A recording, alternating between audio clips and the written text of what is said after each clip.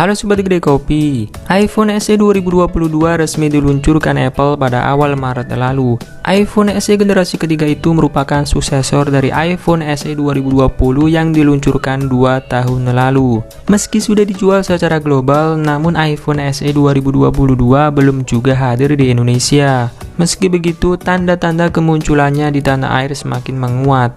Nah, bagi sobat yang berencana untuk membeli smartphone ini, alangkah baiknya simak dulu 9 kelebihan dan kekurangan iPhone SE 2022. Tapi sebelum lanjut nonton, jangan lupa ngopi dulu. Kalau sudah, silahkan like dan subscribe channel ini agar bisa berkembang dan bermanfaat bagi semua orang.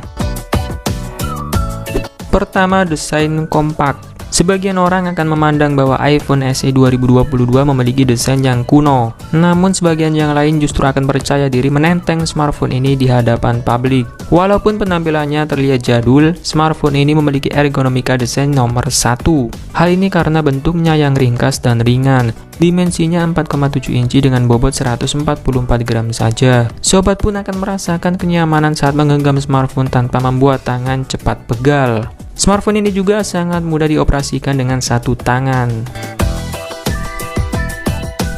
Kedua, dapur pacu Gahar. Di sektor dapur pacu, iPhone SE 2022 diotaki chipset Apple A15 Bionic. Hal ini membuat performanya setara dengan iPhone 13 series. Chipset ini diklaim Apple mendongkrak performanya 1,8 kali lebih kencang ketimbang iPhone 8. Smartphone ini juga disebut lebih kencang daripada iPhone SE 2020. Dalam uji kemampuan CPU yang dilakukan Patrick Holland dari CNET, smartphone ini mencatatkan skor Geekbench 5 yang bagus. Skor single core-nya mencapai 1700-an, mengalahkan iPhone SE 2020 dan setara dengan iPhone 13. Untuk multicore-nya mencatatkan skor yang fantastis, yakni 4600-an. Skor tersebut jauh lebih tinggi ketimbang iPhone SE 2020 dan masih selevel dengan iPhone 13. Smartphone ini sudah cukup mumpuni untuk digunakan aktivitas sehari-hari. Misalnya merekam dan mengedit video 4K bisa ditangani dengan baik. Bahkan memainkan game seperti Call of Duty dan PUBG secara intensif juga bukan sebuah masalah.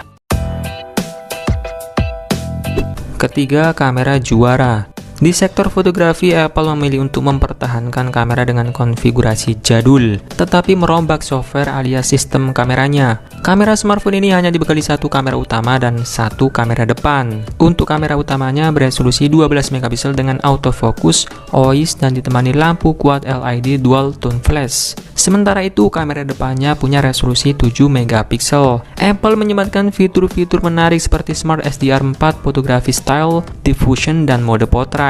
Racikan baru itu tentu saja bisa dieksekusi dengan baik berkat kemampuan Neural Engine chipset A15 Bionic yang meningkat.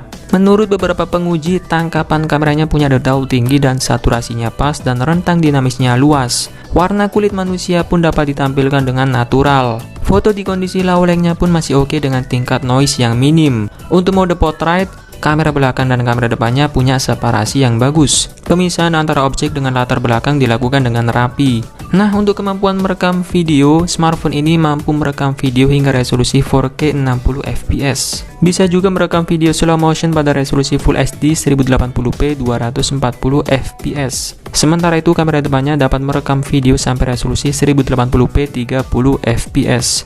Fitur penstabil video hadir untuk semua kamera di seluruh pilihan resolusi. Menurut GSM Arena, hasil rekaman video kamera iPhone SE 2022 berkualitas. Tidak ada masalah soal detail, exposure, warna, dan stabilisasi.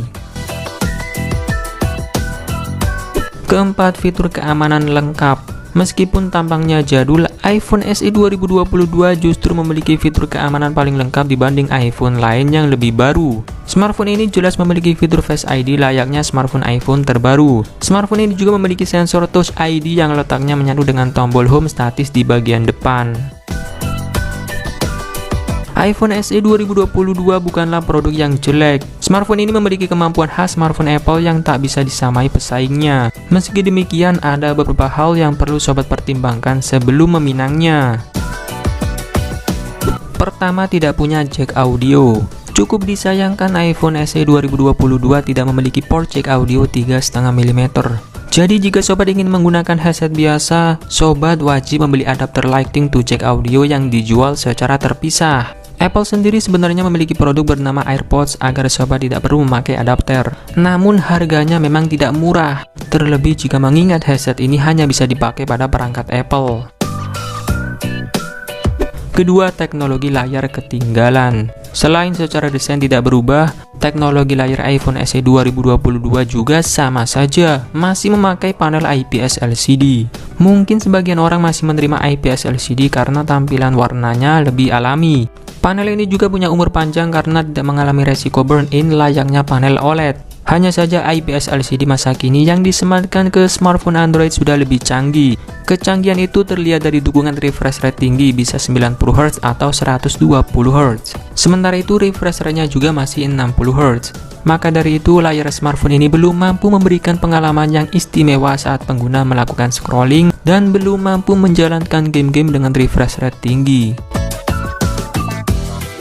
Ketiga, punya bezel tebal. Jika sobat memperhatikan tren smartphone masa kini, kebanyakan sudah memiliki layar dengan bezel yang tipis demi memberikan immersion yang optimal saat bermain game. Sangat disayangkan iPhone SE 2022 memiliki dua bezel atas dan bawah dengan ukuran yang tebal. Hal ini semakin diperparah dengan ukuran layarnya yang memang kecil.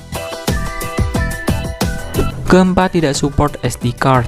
Walaupun sudah dibekali dengan memori internal yang cukup besar, namun nyatanya iPhone SE 2022 tidak mendukung penambahan memori eksternal. Hal ini mungkin disayangkan oleh sebagian orang, karena kadang memori tambahan juga sangat dibutuhkan saat memori internal sudah penuh. Kelima, tanpa headset dan charger.